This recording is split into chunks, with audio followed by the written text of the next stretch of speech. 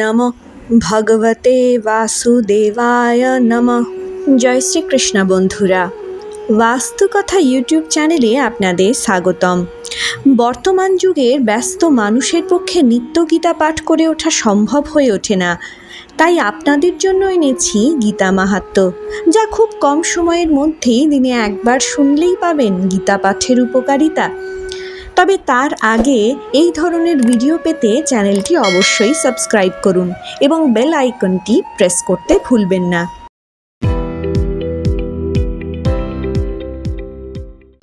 এবার শুনুন গীতা মাহাত্ম্য। ভগবদ্গীতার নির্দেশকে যথাযথভাবে অনুসরণ করতে পারলে অতি সহজেই সমস্ত ভয় ও উদ্বেগ থেকে মুক্ত হওয়া যায়। এই জীবনে ভয় ও শোকাদি বর্জিত হয়ে পরবর্তী জীবনে চিন্ময় স্বরূপ অর্জন করা যায়। কেউ যদি আন্তরিকভাবে এবং অত্যন্ত গুরুত্ব সহকারে ভগবদ্গীতা পাঠ করে, তাহলে ভগবানের করুণায় তার অতীতের সমস্ত পাপকর্মের ফল তাকে প্রভাবিত করে না। প্রতিদিন জলে স্নান করে মানুষ নিজেকে পরিচ্ছন্ন করতে পারে, কিন্তু কেউ যদি ভগবদ্গীতা গঙ্গা জলে একটিবারও স্নান করে, তাহলে জড়জীবনের মলিনতা একেবারেই বিনষ্ট হয়ে যায়। ভগবদ্গীতার বাণী স্বয়ং পরম পুরুষোত্তম ভগবানের মুখনিসৃত বাণী, তাই এই গ্রন্থ পাঠ করলে আর অন্য কোনো বৈদিক সাহিত্য পড়বার দরকার হয় না। গভীর নিষ্ঠা ও আন্তরিকতার সঙ্গে নিয়মিতভাবে ভগবদ্গীতা শ্রবণ ও কীর্তন করলে আমাদের অন্তর্নিহিত ভগবত ভক্তির স্বাভাবিক বিকাশ হয়। বর্তমান জগতে মানুষেরা নানা রকম কাজে এতই ব্যস্ত থাকে যে তাদের পক্ষে সমস্ত বৈদিক সাহিত্য পাঠ করা সম্ভব নয়। সমস্ত বৈদিক সাহিত্য পড়বার প্রয়োজনও নেই। এই একটি গ্রন্থ ভগবদ্গীতা পাঠ করলেই মানুষ সমস্ত বৈদিক জ্ঞানের সারমর্ম উপলব্ধি করতে পারবে, কারণ ভগবদ্গীতা হচ্ছে বেদের সার এবং এই গীতা স্বয়ং ভগবানের মুখনিসৃত উপদেশবাণী। গঙ্গা জল পান করলে অবধারিতভাবে মুক্তি পাওয়া যায়, আর যিনি ভগবদ্গীতার পূর্ণ পীযূষ পান করেছেন তার কথা আর কি বলবার আছে।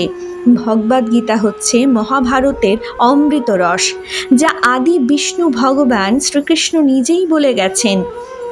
গীতা ভগবানের চরণ পদ্ম থেকে বলে উল্লেখ আছে। ভগবানের মুখ ও পায়ের মধ্যে অবশ্য কোনো পার্থক্য নেই, তবে আমাদের এটি বুঝতে অসুবিধা হয় না যে তার গুরুত্ব গঙ্গার চেয়েও বেশি। এই গীতোপনিষদ ভগবদ্গীতা সমস্ত উপনিষদের সার এবং তা ঠিক একটি গাভীর মতো, এবং রাখাল বালক রূপে প্রসিদ্ধ ভগবান শ্রীকৃষ্ণই এই গাভীকে দোহন করেছেন। অর্জুন যেন গোবৎসের মতো এবং জ্ঞানীগুণী ও শুদ্ধ ভক্তেরাই ভগবদ্গীতার সেই অমৃতময় দুগ্ধ পান করে থাকেন। বর্তমান জগতে মানুষ আকুলভাবে আকাঙ্ক্ষা করছে একটি শাস্ত্রের, একক ভগবানের, একটি ধর্মের এবং একটি বৃত্তির। তাই একক শাস্ত্রং দেবকীপুত্র গীতম, সারা পৃথিবীর মানুষের জন্য সেই একক শাস্ত্র হোক ভগবদ্গীতা। এক মন্ত্রস্তস্য নামানি, একক মন্ত্র, একক প্রার্থনা, একক স্তোত্র হোক তার নাম কীর্তন।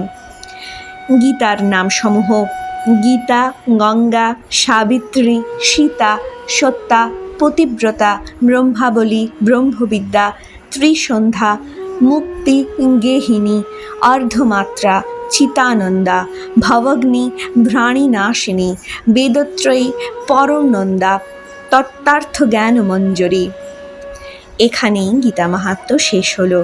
রাধে রাধে।